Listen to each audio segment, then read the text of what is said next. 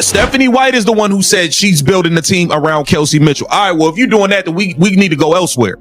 So I'm interested to see what you're going to have to say. We got Kelsey Mitchell exposing the truth. Wait, did Kelsey Mitchell really just drop that bombshell? Because after those jaw-dropping words, Caitlin Clark might be packing her bags and saying goodbye to the Indiana Fever for good. And now, Sophie Cunningham and Lexi Hull are stepping in, not to back her up, but to boldly declare, we're leaving too. This is the kind of meltdown the WNBA never imagined.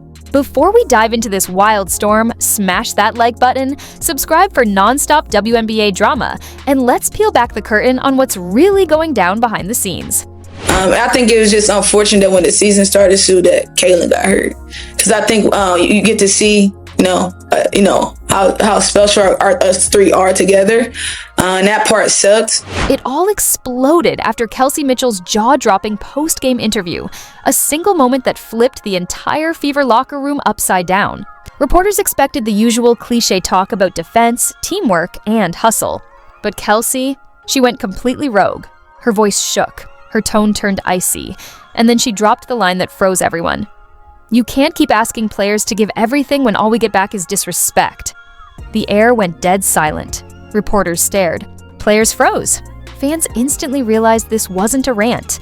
It was a warning, a statement, and maybe even her goodbye. No matter what happens, even if I don't think Kelsey Mitchell wants to leave.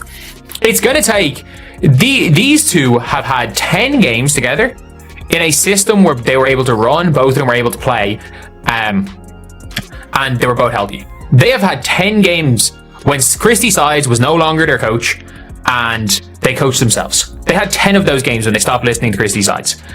And then Caitlin was injured this whole year. Within our locker room, she wasn't trying to be bigger than anyone else. And I think the way that her style of play, it ended up complimenting me, ended up complimenting AB. And so, the one thing I love about Caitlin, too, is that we all love basketball the same way. Because just a few hours later, Sophie Cunningham dropped a post that shattered the silence wide open. We stayed quiet long enough. Some people play politics, not basketball. That one line detonated across the entire WNBA community like a grenade. Insiders started whispering, something's seriously broken inside the Fever. Caitlin Clark, the golden face of the league, was reportedly heartbroken. Tired of being blamed, benched, and bullied by the very system that swore to protect her. Then came Lexi Hull, the quiet fighter, who finally spoke her truth. Respect is earned, not manipulated.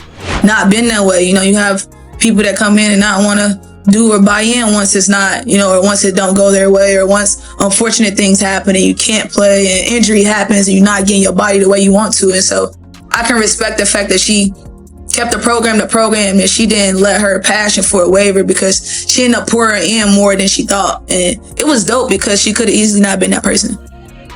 Right. Yeah, I hear you. Yeah, I would build on what I was saying and add from what I'm hearing from you is she was like that way in the locker room too. Yes.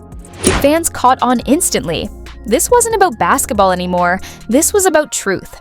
And now it looks like all three, Kelsey Mitchell, Sophie Cunningham, and Lexi Hull, are officially done. Not just with the Fever, but with the circus that the WNBA has become. See, this isn't some petty locker room drama. This is the breaking point. For months, fans have spotted the red flags. Fake injury reports, sketchy fouls, and zero accountability from the top. And after Caitlin Clark was arrested over injuries that doctors later proved never even existed, fans snapped. Fire Kathy Engelbert, justice for Caitlin, WNBA exposed. Flooded social media.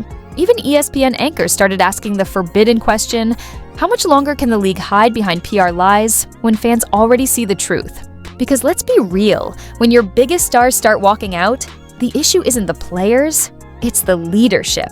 And Sophie, she went full savage, reportedly confronting staff and saying, if this is what the league stands for, count me out. That quote exploded online.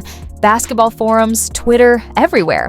Now fans are furious, calling for a total boycott of the WNBA, accusing Commissioner Kathy Engelbert of turning the league into a scripted media puppet show. Has to be an adjustment. You got the biggest star in women's sports coming onto the team. And it's now, and wherever she go, it's her show. So everybody got to find a role. Batman is there. You can be Robin, or y'all got to figure out what y'all gonna be.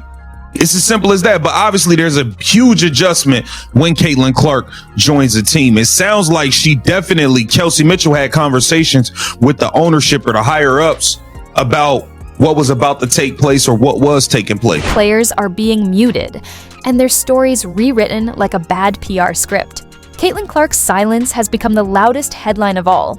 She hasn't said a word, yet her unfollowing spree on social media screams volumes.